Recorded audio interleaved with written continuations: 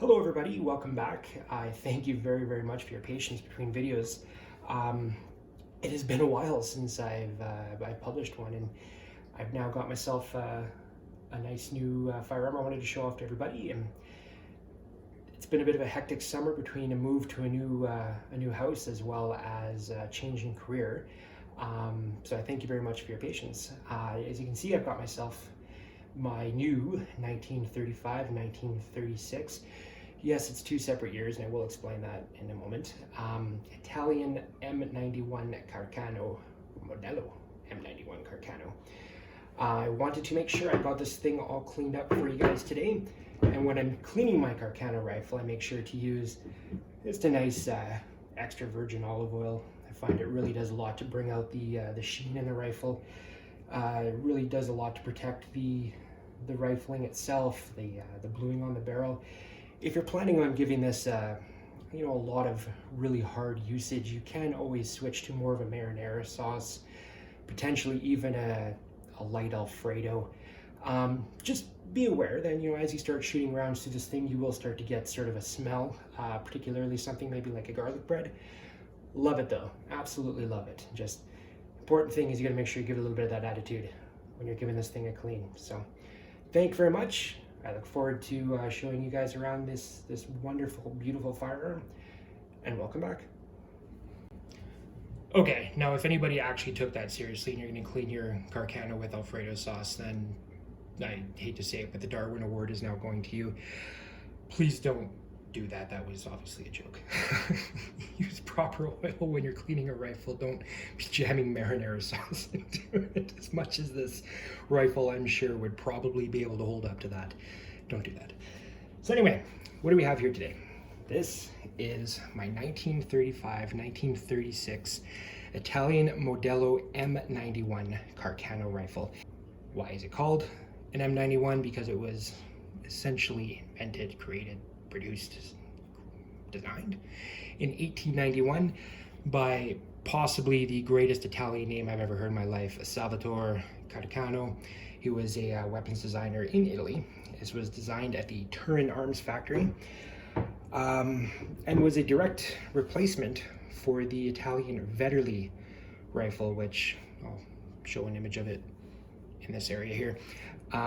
Obviously you can see there's a huge difference between those two rifles, the venerable being a full-size rifle down to this thing, which really no more than 2.5 feet. This thing is quite small and man, incredibly handy. This is one of the latest rifles I have ever held, especially one of the latest ones in my entire collection, so I can imagine why this would have been quite popular with the Italians to use going into the war. The venerable rifle actually was a black powder, original design black powder. It was converted to smokeless, but I mean, why not just design something completely new? Now, why do I call this my 1935-1936 Carcano? Every other rifle I've shown you guys has been more or less easy enough to narrow down to one specific year. The Carcano is actually interesting because Italy, for a large portion of its, well, not a large portion of its history, but for a portion of the early 1900s, actually completely ran off of a different calendar. And that's why I'm going to love making this video so much, because I get to say all these cool Italian words. But the Italian government used, for not all aspects of its day-to-day works, but there was the Era Fascista, which is the fascist era calendar. The fascist era calendar is, you're always going to see denoted on the firearms as, let's see if I can get that in the screen there, in the set of Roman numerals. Why Roman numerals? Because Mussolini was obsessed with the Roman Empire and wanted to bring Italy back to the glory of the Roman Empire, so why not use their numbering system? Now, the fascist calendar starts October 29th, 1922. That would have been year 1. So if you see a 1 next to that, then you know that your rifle was made in 1922. More specifically, anytime after October 29th of 1922 would have been year 1. Mine is an X, 1, and a V, 14. So if you add 14 to 22, you get 1936. But Jesse, why does it have a 1935 on it? Well, let me tell you why it has a 1935 on it. If we're talking about a calendar that overlaps, what's really neat about that is I can actually pinpoint within a couple of months when this rifle was made. Not just that it was made sometime in 1935, because again, it is stamped 1935, so it is made in the actual calendar year of 1935. I can pinpoint that it was made sometime after October 29th of 1935 to December 31st of 1935, which would have been the first 2 months of 1936 according to the Fascist calendar. So you see this 1935, then 1936 right after it, it narrows it down to a period of time within 2 months. So this was made between October 29th, 1935 and December 31st, 1935. And this particular rifle was made at the, and I get to say another really cool Italian word here, the Gardone Valtrompia factory. Yeah, whatnot. I'll show a little map here in Italy. So I just love the fact that, you know, all the other rifles I have, I can narrow down to years. I can narrow down to potentially the arsenal. This one I can narrow down to potentially a couple of months at that particular arsenal, which I'm pretty stoked about that. Now, this is not a true battle rifle. Obviously, you've seen my videos on my SMLE, my Mosin Nagant. Those are massive rifles. This is really, really small. There is a fold-out bayonet on here. I don't recommend shooting it with the bayonet on here because it constantly does it, well, mine anyway, where the backwards motion of the rifle as it's fired will actually pop that out, and then this little thing starts hanging down. And anytime you're handling a rifle up near the muzzle that's loaded and ready to fire is never a good idea. So the minute you go to do this and start messing around with your fingers up here, you'd really better hope that your trigger control is amazing and fantastic, or just don't be doing that. Now, why did the Italians design something so small? There's some really cool history behind this. Obviously, when we're talking about pre-World War I and the large venerable rifles, they were talking about cumbersome, large, late 1800s. All the countries were using very large, cumbersome rifles. You had some carbines in use in Europe, but we're talking about militaries that had large cavalry sections, which is why you see a lot of carbines referred to as cavalry carbines. In fact, this particular rifle can be called an M91 cavalry carbine. However, I don't really think there's much of a cavalry component to that, because Italy was not really well known for its cavalry. We're talking about a very mountainous country.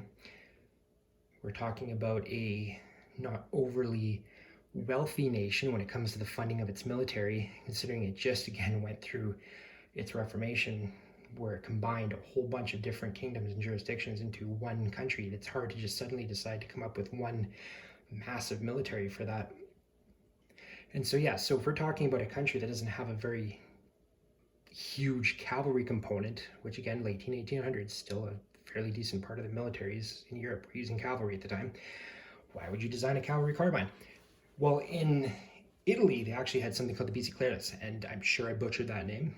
You can look up the proper spelling for it, the proper pronunciation for it if you want to. But we're talking about mountainous bicycle-mounted soldiers. So soldiers that could travel between areas fairly quickly via bicycle. And it was cost-effective, it was efficient, it's quicker than marching troops there. It's not as tiring, so when your soldiers are getting to certain areas, they're not as tired. And it's just kind of cool to see a whole bunch of soldiers on bicycle moving throughout the country. And I don't know about you, I've never personally tried to do it, but if I were to slap my Mosin Nagant over my shoulder and try and ride my bike, I'm sure that would be the worst thing imaginable. So why not give yourself a nice little carbine like this? It would work perfectly. Now, we are talking about a proprietary cartridge for this one. Now again, PPU seems to be all I can really get in Canada for these bizarre calibers. I don't have anything super fancy to go with it. But we are looking at a 6.5 by 52 Carcano cartridge. The original ones that would have been made back in the day were more of a bottlenose. The ones that you can buy today are more of a Spitzer. So I see, yeah. pointed shape versus the large bottlenose that you'll see on a lot of them. It is fed into a 6-round end block clip.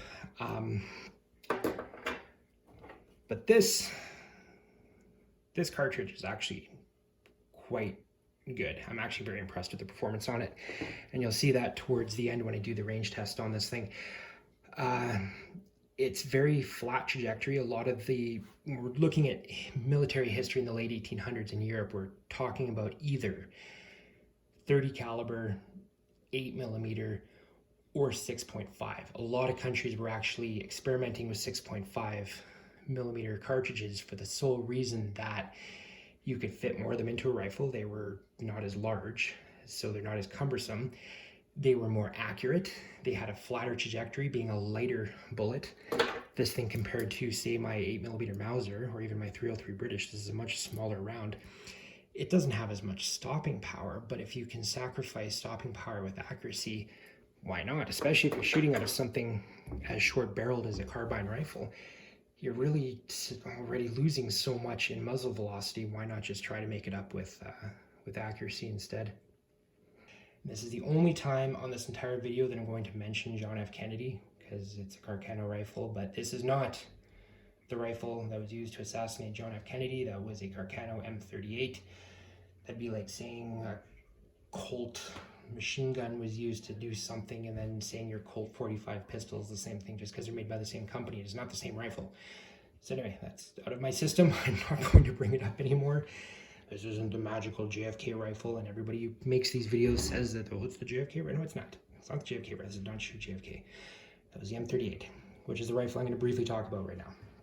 So the M38 was designed to try and give it a little bit more muzzle velocity out of the end of the barrel.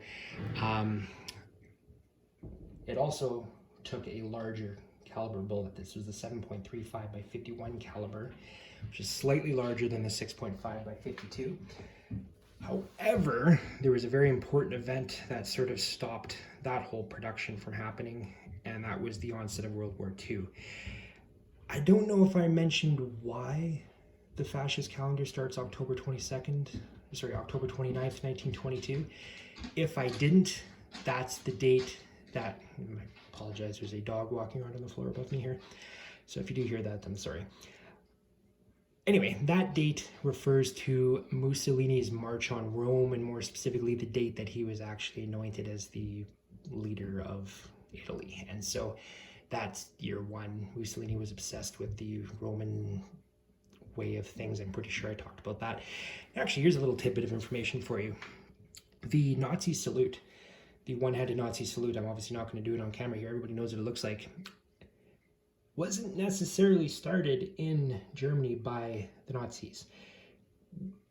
Hitler was a big fan of Mussolini and actually idolized the guy quite a bit for his ability to control a people and his booming, passionate speeches. And it was on a trip to Italy in, I want to say, the early 1930s to visit Mussolini and kind of get a feel for how he was running things down there.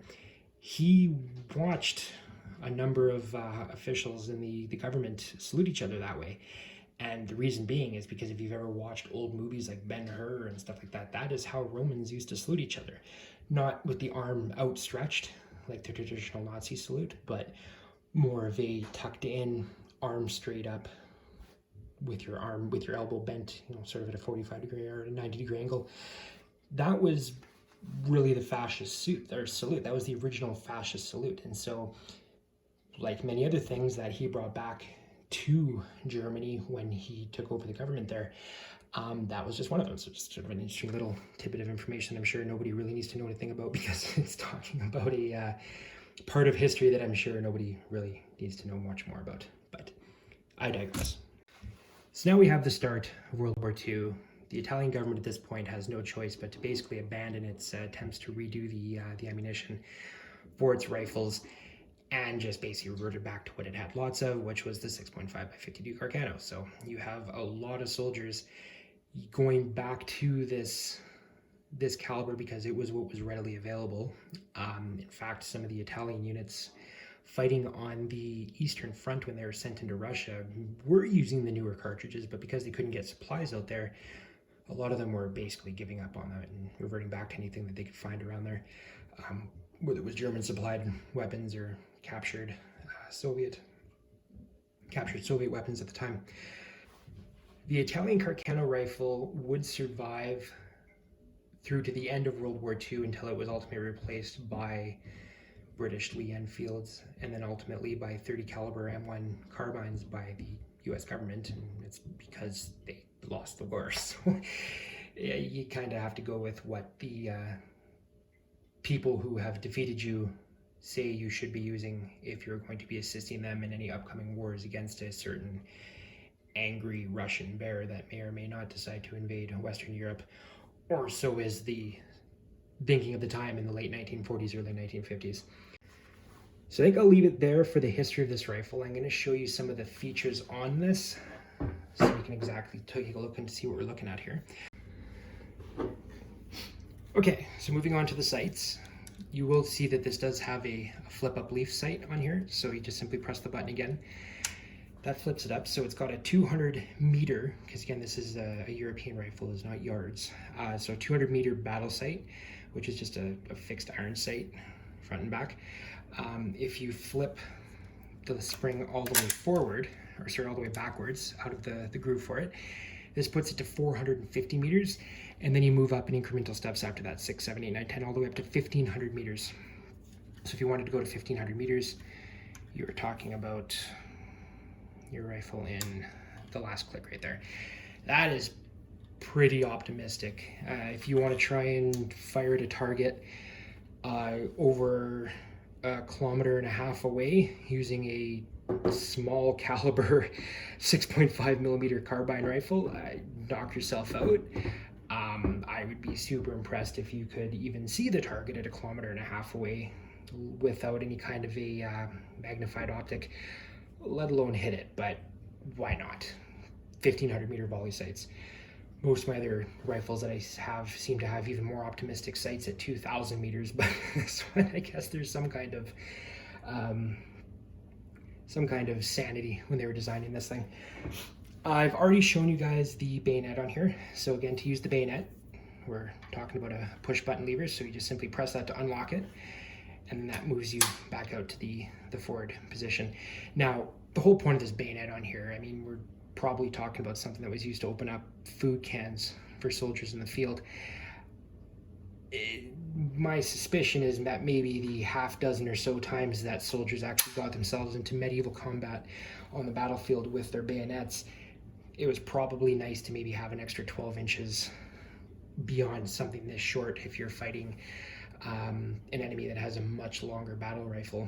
So maybe that was put on there to feel a little bit better. And because it does fold up out of the way, I mean, it's not horrible. We're not talking about something that would have to be detached and worn around with you, or like the Soviet doctrine, permanently attached and sticking out for when you're riding through the mountains on your Tour de France bicycle heading off to war. One thing I really do appreciate this, and I'm sure a lot of the soldiers appreciated this, is side mounting slings. So if we're talking about comfort, when we have to carry a rifle like this, I'm sure it is very much appreciated that you don't have all of this digging into your back while you have to carry this for long distances. So side mounting sling, the safety on this rifle, and I understand it's a carbine. I'm going to keep calling it rifle. Deal with it. It's a rifle. It's a carbine. It's a rifle. It's whatever I decide it is, my video. So the safety on this thing is right here. Very similar to the Mauser flag style, except instead of being at the back of the bolt, it's right up here near the bridge. It has the interesting Mannlicher style gap in the bridge here, which is why some people do actually refer this as a Carcano Mannlicher, but this is a completely proprietary rifle. It may have been inspired by those rifles, but it was, I believe that was as the ammunition was designed by Mannlicher, but no, not the bolt. So the safety, if you do want to activate the safety, it sits in its groove here. You simply just have to push it in. And then, of course, it's because I have it cocked right now, which is why it's giving me a hard time, but there we go. Okay, so this would be safe. I can no longer do that. or get the bolt to fire. If you want to deactivate that, simply just push it in and fold it down. And hey, interesting, it actually did drop the bolt on that. So the nice thing about the safety is you can actually use the safety in either the decock position like it is right now, or if you fully cock it, you can pull that back up, and you can actually drop it back out of cock without firing the pin. So look at that, I actually just learned something new. I had no idea I could do that of all the times I've been fiddling around with this thing. To deassemble the bolt, super easy. So the whole bolt assembly comes out simply by bringing it to the back, depressing the trigger, out it comes. And I'm not going to do this today because I did this 6 months ago and it was a pain in the butt to figure it out. But once I did actually kind of understand how this worked, it wasn't so bad. This top piece here the back piece just actually unscrews. Everything in here is under a lot of spring tension, so as soon as you do that, I mean, it's going to fire everywhere, so you got to be careful of that. And then putting it all back together, you'll see there's a little pin there. That whole unit is what slides in there, and so when you're putting this back together, there is an internal channel. You just slide that in and then click it in, screw everything back together, and then you can actually set the depth of this thing using the back here, which I think is pretty neat. So put it back in. Obviously, just the reverse to press the trigger, pull it forward, and then again. There we go. Decocked without actually firing the trigger. So super happy about that. There is, on the back here, there is a spot for your marinara sauce and your Alfredo if you do want to keep a cleaning kit in there. This particular one, it was so gummed up with Cosmoline, and it turned out there's actually a lot of rust in there. It does open up, but I do have to get a screwdriver to pry that open, and I don't want to do that because I don't want to keep scratching up the finish on the back here. So, I mean, take my word for it, there is a channel down there that you can store your cleaning supplies in.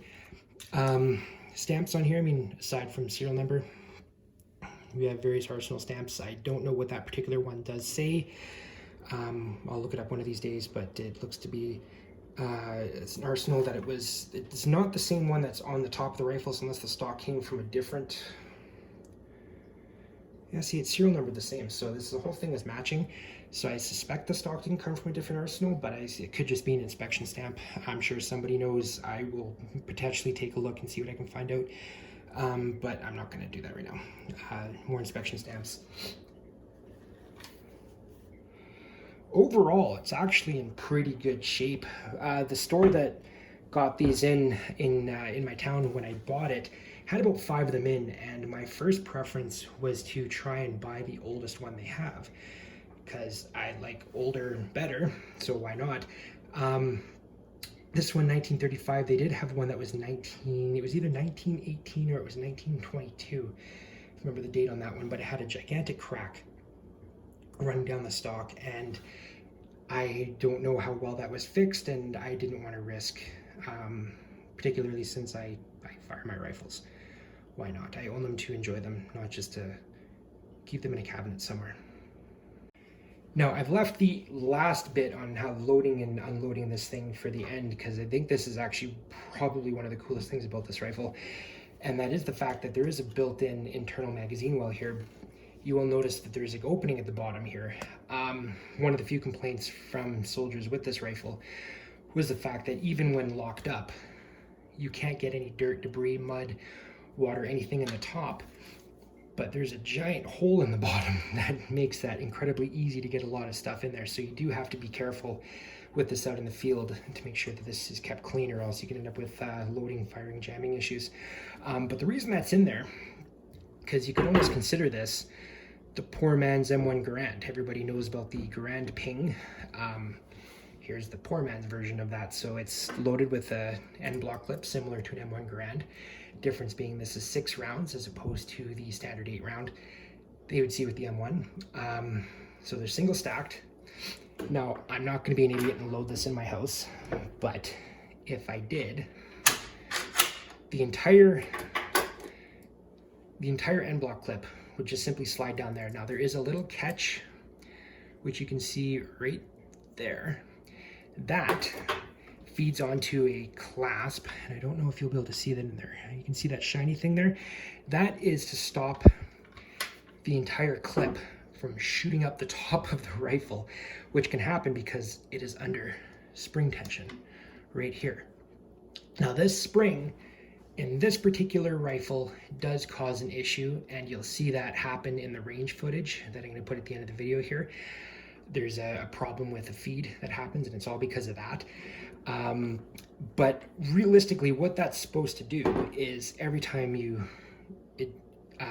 push a round into the receiver, fire it and eject it and eject the round, another round will automatically just get bumped up through that feed spring. When your last round is fired, the entire end block clip then falls out the bottom of the rifle, and in your head you can go bing, because why not?